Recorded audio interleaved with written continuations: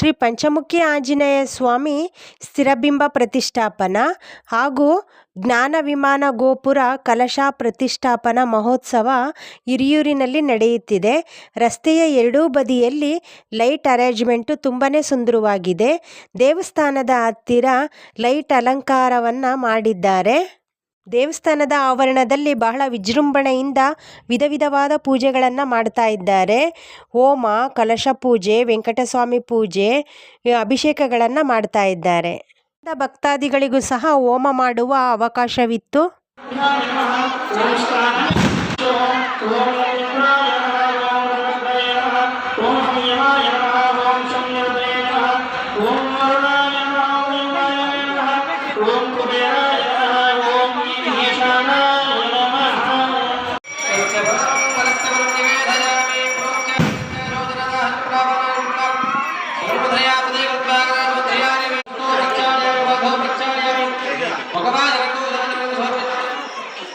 ವೆಂಕಟಸ್ವಾಮಿಯ ಹೂವಿನ ಅಲಂಕಾರ, ದೇವಸ್ಥಾನದ ಸುತ್ತ ಲೈಟ್ ಅಲಂಕಾರ ಹಾಗೂ ಹೂವಿನ ಅಲಂಕಾರ ಬಂದ ಭಕ್ತರ ಕಣ್ಮನ ಸೆಳೆಯುವಂತಿತ್ತು.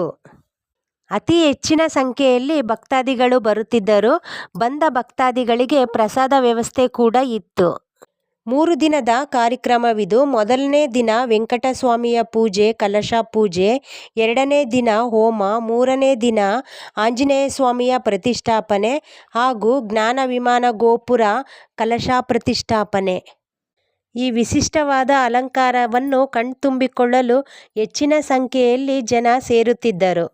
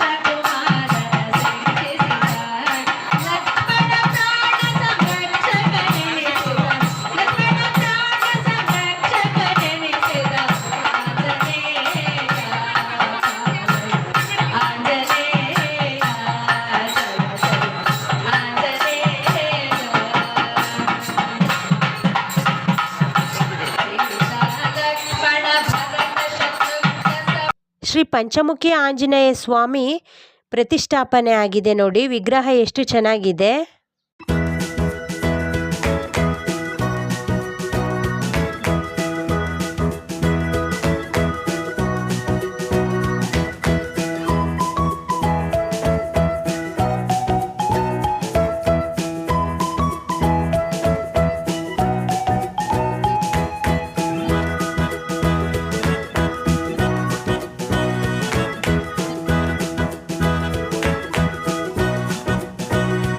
ಈ ವಿಡಿಯೋ ಇಷ್ಟ ಆಗಿದ್ರೆ ಲೈಕ್ ಮಾಡಿ, ಶೇರ್ ಮಾಡಿ, ಸಬ್ಸ್ಕ್ರೈಬ್ ಮಾಡಿ.